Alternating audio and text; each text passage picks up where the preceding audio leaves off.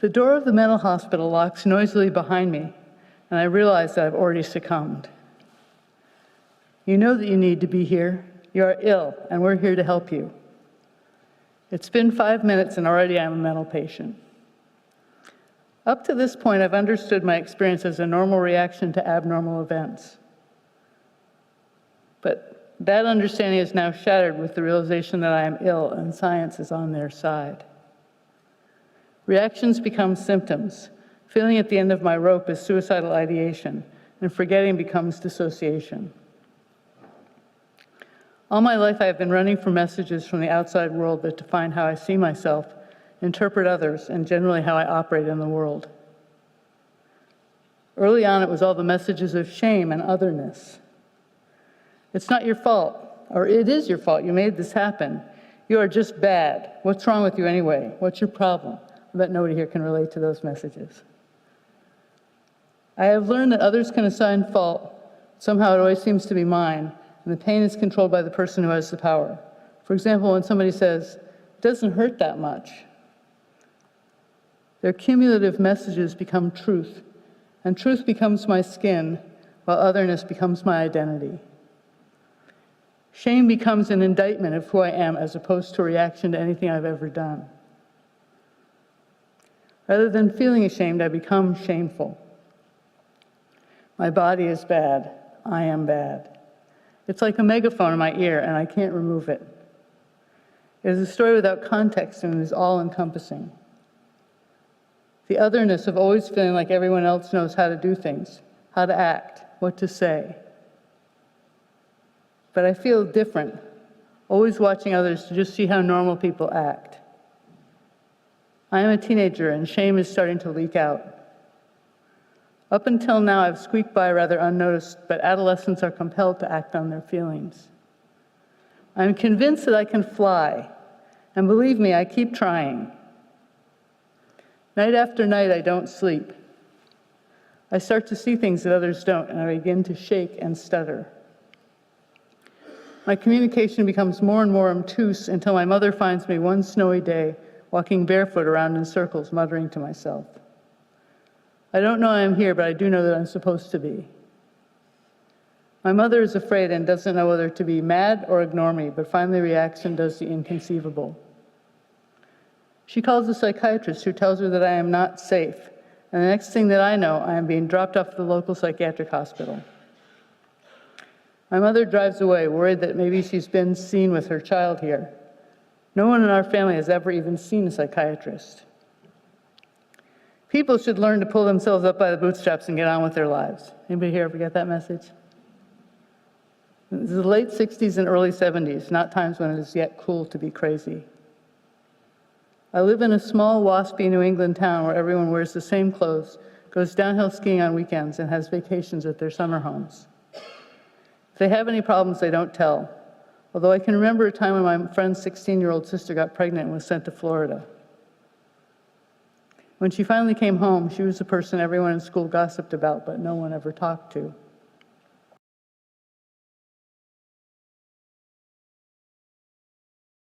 I walk in the door of the psychiatric hospital and fearfully go inside.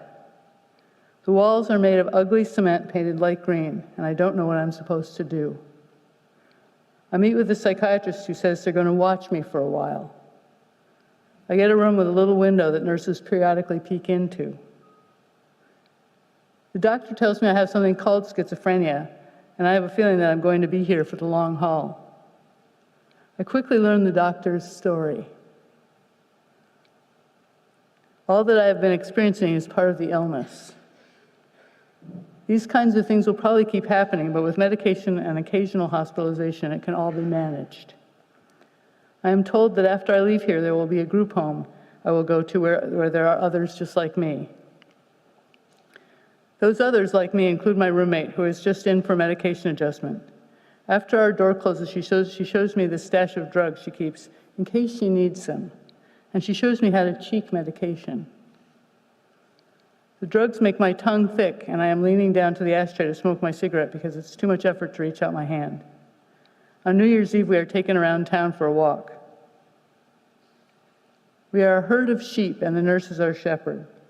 My legs are heavy as lead, and I pick them up with my hands to put one foot in front of the other. Come on, legs, I say. Move. My roommate gives me the signal that I shouldn't say anything. On the ward, it's the staff versus the patients, and each has their own power. I learned to hoard sharps and pills for the times when I might need them, and they tell me many times a day, "You are sick. You need to be here. Just do what the doctor tells you to do." One day I commit an act of revolution. I take the LSD that my roommate has given me, thinking it will help me tolerate occupational therapy where we make belts. That always weirds me out that we made belts in occupational therapy somehow. I had mine for the longest time too, but just before it kicks in, I am told that I have to go have an EEG, whatever that is. I am paraded through a tunnel to the regular hospital. When I get there, they tape electrodes to my head. Is this for real? I am in outer space and the technicians are aliens. When it's all over and the drugs wear off, I go see the psychiatrist for the results. He says it was the strangest thing. There was no brainwave motion at all. I freak, thinking he's found out about the LSD, but he's joking. Very funny. After several shock treatments and large doses of Thorazine, I am discharged, for better or worse, to my parents' custody. The halfway house plan somehow never materializes. I vow never to speak of this experience again, bless the family secrets.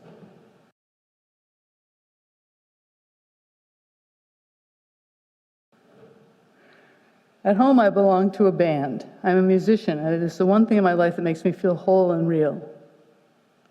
I will never tell the other band members that I've been in a mental hospital, but inside I still know that I'm crazy. I put all my intensity into music and try hard to put the strange experiences and feelings into my playing. I just never want to end up hospitalized again. The other band members seem to somehow understand the intensity of my feelings. We talk, and I begin to understand the power of true dialogue. We all speak from our hearts simultaneously, create something altogether new, albeit elusive. That's something I'm going to talk about quite a bit over the next wee while. We connect in some special way, as if our true language is music, and through it we all know what we mean. It is my head that won't change. I go on to college and find that there are others like me who also struggle to comprehend what their feelings and experiences actually mean. We are all curious about reality. This takes care of the feeling side of things, but I still struggle with my thoughts, trying to understand my own experience. I study phenomenology, trying to get to the essence of things. Is there a truth, or is it all relative and constructed? I'm curious about how meaning gets made, how things get defined to be one way or the other. I have some great conversations, but on the inside, I still know that I'm bad, crazy, or different. I decided the only language with any credibility for me is music.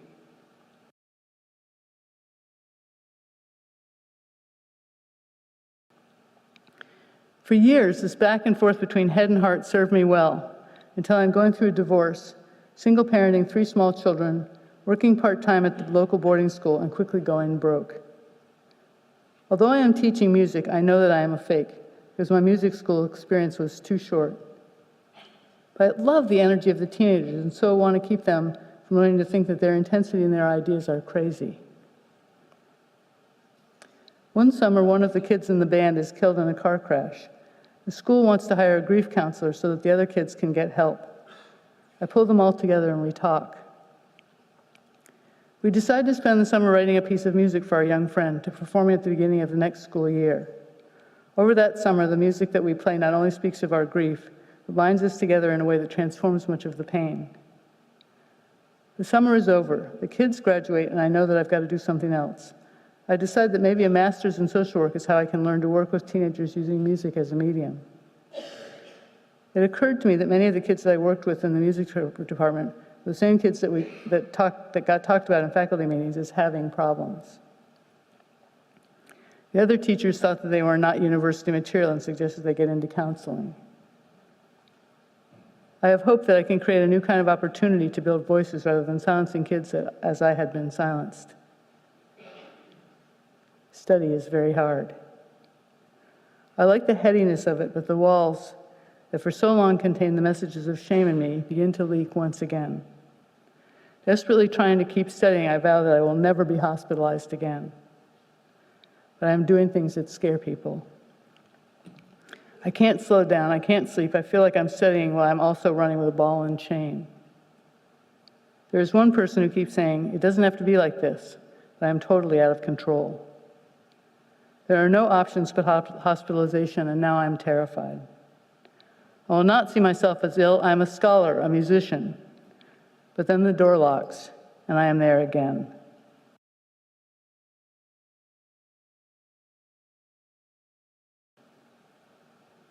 This time there are yellow concrete walls, and they search my bag for anything dangerous, including paper clips.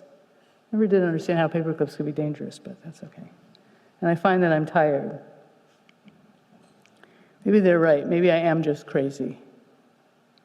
In some ways, the diagnosis is a relief. I no longer have to take responsibility for myself.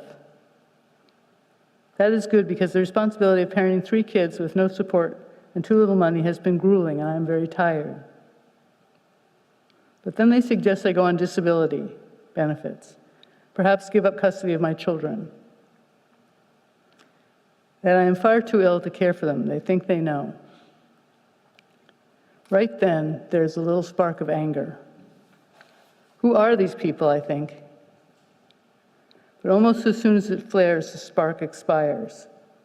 I am too worn down to fight them. It has been too long a haul. They are too clear that they know what they know and that nothing I know about me matters. Soon I am just doing what they say. It appears to work. For a while, I go back to my life and just cope. And then it happens again. I am back in the hospital. This time something happens that revives my anger. My lawyer calls me shortly after I am admitted and says that my ex-husband is demanding custody of my children. He doesn't really want to pay child support. The nurses, however, say that I can't worry about that now. I'm here because I need to be. Another patient sits with me through my hysteria, and when I can listen, she says to me that she was told, too, that she would lose her children. She is angry and challenges me to think about what's important. My love for my kids, the connection we have, the emotionally abusive life that we will have with him. This is the beginning of dissonance. Not a lot, but a little. But still it's something. Something she is saying makes sense to me, even though, like me, she is a patient. Something they are saying does not, even though they are doctors and experts. And the distance between what they are saying and what she is saying is the beginning of my seeing things quite differently. Time passes. In between hospitalizations, I'm in and out of my masterate. I go through this for several more years until I realize that most of my conversations are about mental illness, and my friends are all mental patients. We believe that we are sick, and all we can really do is commiserate. I learned to live the life of a mental patient.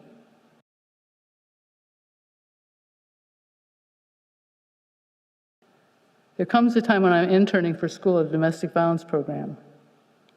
A woman comes to see me. She has been told that she is a courageous survivor by other workers, but she probably should get into counseling. She gets sent to a community mental health program. The next day, she comes to see me and says that she has a serious mental illness.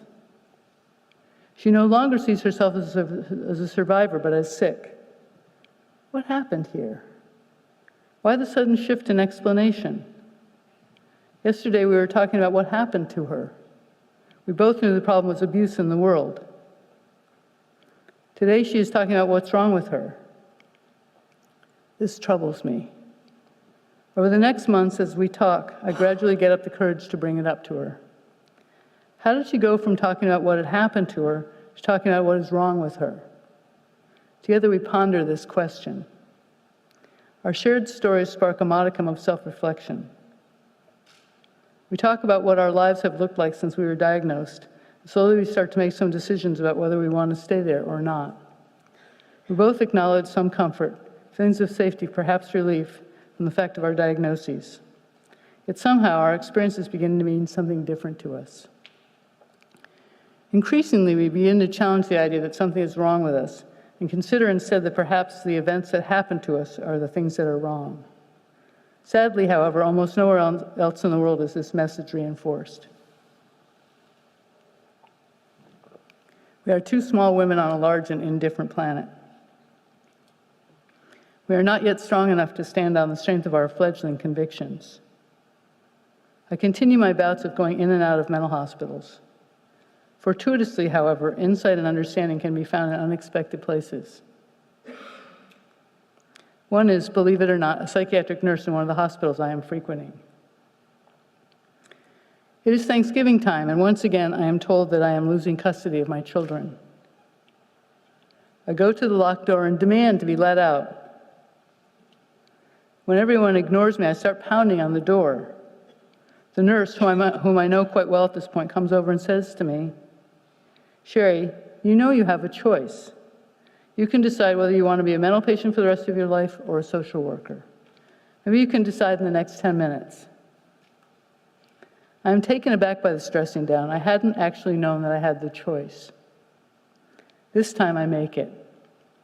I get out, continue on. I don't lose my kids. I continue to discover that there are other ways to understand what happens to me than through the lens of illness. I am very lucky. I make a few more friends who help to reinforce this message. As time goes on, I work with women trauma survivors using music as a communicator. We think that instead of therapy, we are doing social action or social change. We decide to record some of our pieces. One day, something strange and wonderful occurs to us. We wonder why we hadn't noticed it before. But we do now, and we all get it. We notice the power of our music. And through this, we notice our own power. We realize what we can achieve and what we can say through it. We realize that the music we make, the poignancy, the meaning, the rhymes and melodies that cut to the core of things, expresses something entirely different from our view of ourselves as mental patients. The dissonance is mind-blowing. It is at that point that I know something. I know that it is about me. I know that it is important, and I know that I know it. I know that I now have a choice. I know that I have a choice to see myself as a mental patient and continue to live in that role. And I know that I have a choice to own and live in my own power of myself that my music the music I make is pointing me to. The vastness of the chasm between these two stories about myself is unavoidable. And I know I cannot escape my responsibility to choose. And I know what I will decide.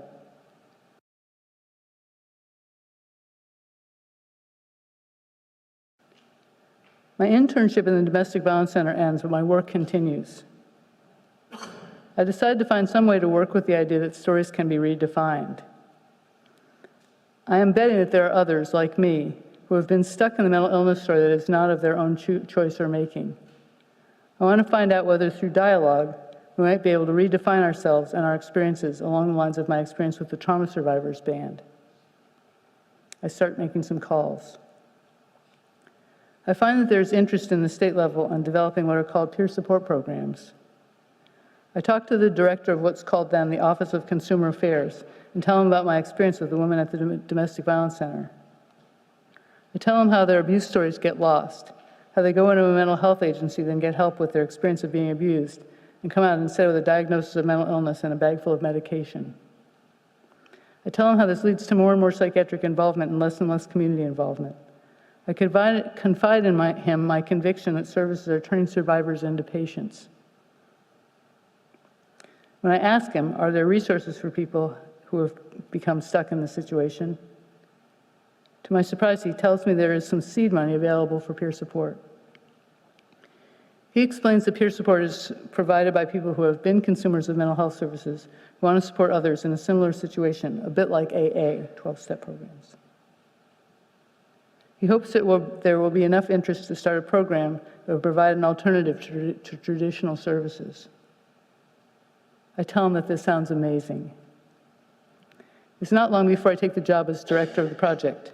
I have two missions: to keep people out of psychiatric hospitals and to continue working with women who have experienced past violence to keep them from seeing their experience as illness. This is when I learn about drop-in centers.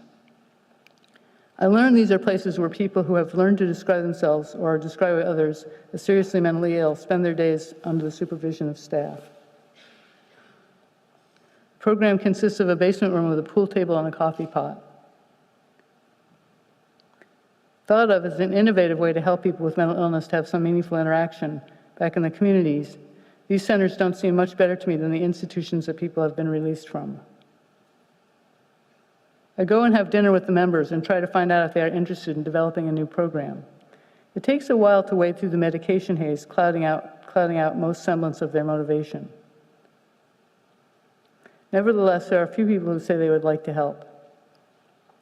I feel really good about this. Hopeful. We might really go somewhere. This could lead to real change. Then I ask the group what they envision, and I get my next eye-opener. I'm expecting them to say, we want to work together for better housing, education, jobs, respect, an end to discrimination, to stop being treated like children. Instead, I get responses like, I want you to take us to the beach. I want you to cook for us. I want. I am taken aback. How do we get like this? Again, my mind returns to our stories. First to my story, then to the story that my logic and my intuition working together imagine them to have based on my story. How does this dependency make sense? Where did it come from? Where do we go from here? Because having raised 3 kids, I'll be damned if I'm going to cart around grown adults off to the beach. It takes me some time, a lot of self-reflection. Eventually, I realize that we have learned to be this way. It is part of our role as a good mental patient. We are incapable and therefore receive help. They are the capable and therefore give help. This is the implicit social contract of the one-way service relationships that frees us in a never-ending incompetent role. We are never allowed to give help, only to be the ones that get help. It is then that we finally begin to talk about ourselves. Not the people who we are now, the incompetent and incapable ones with medication haze, and the gimme parrots squawking from the perch on our shoulders. But ourselves, the people we were before the doctors, the hospitals, the labels, the diagnoses and medications that de-invented us. The people with dreams and families and talents and relationships that meant something important on both sides. I tell them that once I was the lead guitar player in a rock and roll band. They laugh, but it seems to spark a different conversation nonetheless. I find out all kinds of things about them. One person has studied geology and knows a lot about rock formations. One person has been in the military and traveled all over the world. One woman used to be an emergency nurse. We begin to recover the parts of ourselves that we had learned to forget, that we were taught to forget, were socialized out of in learning to play our reassigned role as incompetent, incapable, and incurable mental patients.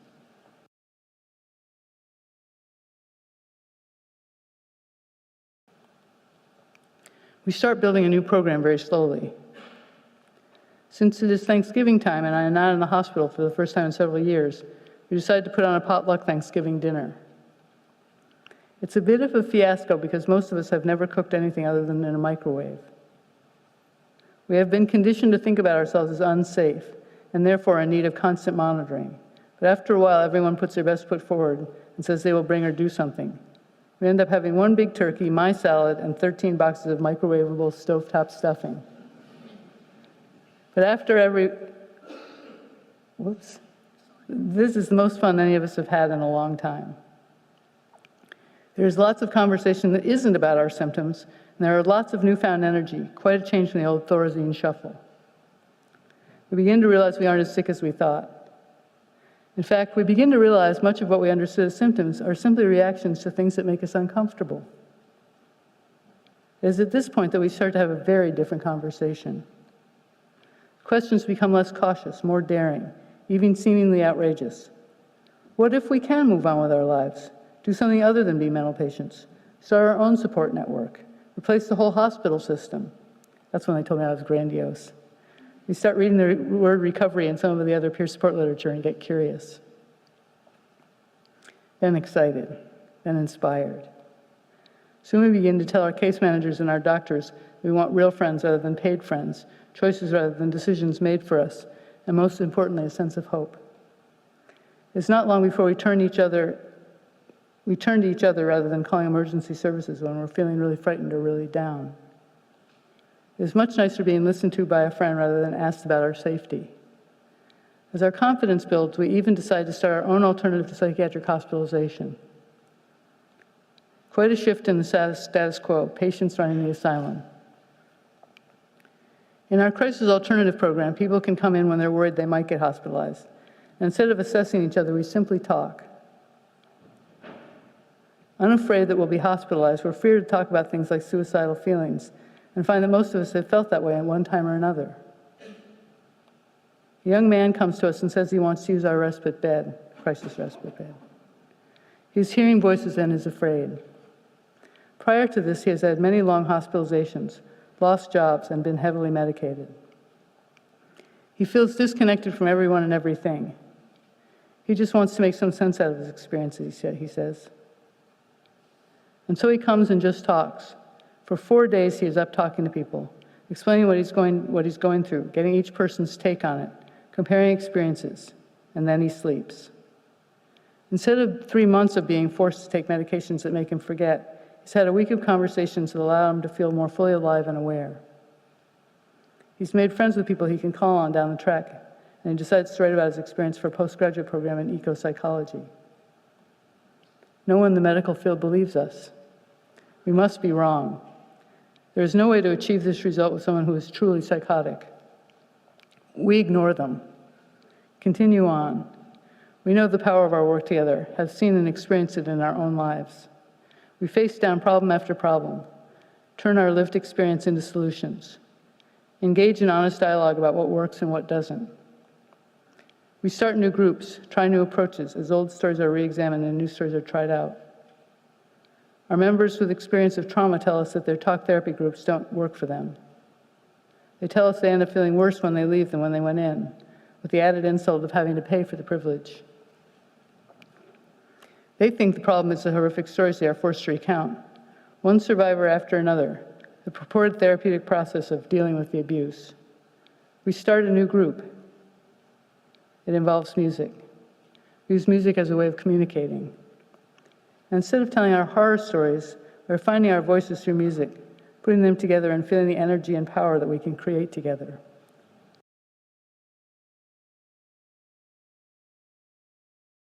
What is it that's happening that has contributed to so much change in the culture of people who have historically been marginalized, voiceless, and contained? And I realize that it's quite simple. We're interacting differently. We no longer talk about each other in ways that define us by our problems or deficits. Instead, we are communicating through our strengths and possibilities. As we continue to play with new assumptions and beliefs, we are writing ourselves a new reality. We are creating community, and we are challenging the secrecy of what has conversationally that's led to new behavior. This isn't rocket science, but it's certainly different from what we've been told to expect, which happily, as we are learning to get new results through challenging old assumptions, is both the process and the product of our efforts. And so I wonder what your stories are. When did you learn to define yourself or others as a mental patient? When and with whom did you tell a different story? It is an important discussion. And what are some of the things that get in the way of doing something differently? How will you know? What are the things telling you that you're going in possibly the wrong direction? The first thing you may notice is that you're dying to help. Now, help is not necessarily a bad thing at all. But when we are out for your own satisfaction, help can turn into control. Remember the times when you've heard people say things like, "I'm only doing this for your own good," etc. Is that necessarily true, or did they do it so they wouldn't have to feel so uncomfortable watching while you did things your own way, however painful that might have been? Help can become a double-edged sword if it's used to be coercive, controlling, is fear-based, or is just done to make the helper feel better about having done something. Let's think of an example. Someone you know seems to be really self-destructive, is always doing things that seem to take him or her away from what she or he seems to want. For example, your friend says she wants to get better, to work on recovery, etc., but you see her doing things that get in the way, like having a second glass of wine, like not exercising, like sitting around reading all day when he or she could be out looking for a job. You say to yourself, If I really wanted to get better, to recover, I would be doing everything people told me to do. But maybe this is not the way your friend learns or gets things done. Or maybe he or she learns differently than I do. And that is the key, right there, learning. What happens if we take the time to learn a little bit more about our friend? What if the second glass of wine loosens her up enough to go to the interview she is dreading? What if not exercising but sitting around reading all day is exactly what he or she needs to do to get up the next day to go to the interview? And this is the lesson for us. Our assumptions about what others need is not always, if ever, accurate. Our assumptions are based on our perspective, our worldview. They are there because they belong to us and to our way of knowing, but try and impose them on someone else and you may find that you are not only not helpful, but losing a friend at the same time. In other words, we focus on the space between us, what is happening right here, right now, that either can move us forward or back. Let's take another example. I come to help you and all my attention is on you and what's wrong, that I'm not going to necessarily factor myself and my actions into the equation. But what happens if we're not communicating well? What happens when I do something that makes you mad, or I simply take it as a sign of your further incapacity? But if I pay attention to our relationship and to our communication, I can see that something I'm doing really makes you mad, then I can apologize, stop doing it, or try and figure out what it's about with you. The very direction I had wanted to go without you. In other words, when I was paying attention to you and your changes, nothing I did factored into it. When I put myself into it, I realized that your and my interaction was just that, an interaction that might go anywhere. When I pay attention to what's going on between us, it opens up a line of communication that supports honesty, safety, and integrity, and ultimately changes. There is no predictability, rather just a seeming randomness. This randomness, this unpredictability, is exactly what we were striving for in peer support, not the linear outcomes we've been thinking of as success.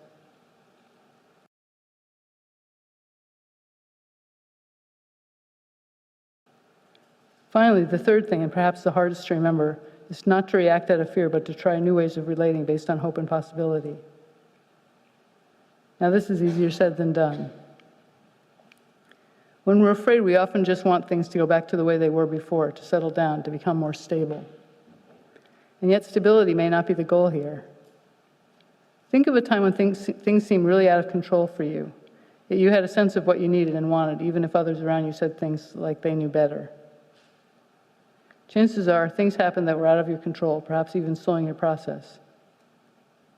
This may have led you into dependence on someone else's experience of the problem. In other words, you may have become more reliant on someone else's interpretation of your experience. This happens simply when someone says to you, "That doesn't hurt, don't cry over spilt milk," etc. And you wonder why you're making a big deal out of something that others don't think it is. Or the opposite, when what you're doing doesn't affect you at all and someone else is scared that you're going to get hurt. And they continuously say, "Be careful." Pretty soon you're terrified of something bad happening and reacting to their fear. This leads to complicated dynamics where one person's emotions drive the reaction of the other person. This is too often what happens in mental health services when they tell us we are helpless, etc. We've learned to be that way based on their fear. And so we are going into doing peer support with a focus on learning rather than helping, with an attention to the relationship rather than on the individual, and on to creating opportunities for hope and possibility rather than fear and power and control, or at least we try. This leads to complicated dynamics where one person's oops, you got the wrong slide there. You're going backwards. Keep going. Keep going. Keep going. Sorry, our technology is not happening here. Anyway, I guess I'll finish up by saying what's really important here is that we really focus together on building these relationships that are focused on hope and possibility. It's important that we strive for doing something different, really focusing on mutuality. And I'll just finish by saying I don't think it's about equality so much as it's about mutuality. Because I think equality gets messed up when you have one person that's paid, and that gets into all kinds of power dynamics that get tricky. Mutuality is the dynamic of building dialogue, building shared meaning, really getting to know each other in ways that open up stories and continue to help people change and and grow and see things in new ways. I think when we focus on mutuality and the power of hope and possibility, we really change the world in all kinds of ways that are much bigger than peer support. And so I'll end with that, and thank you very much.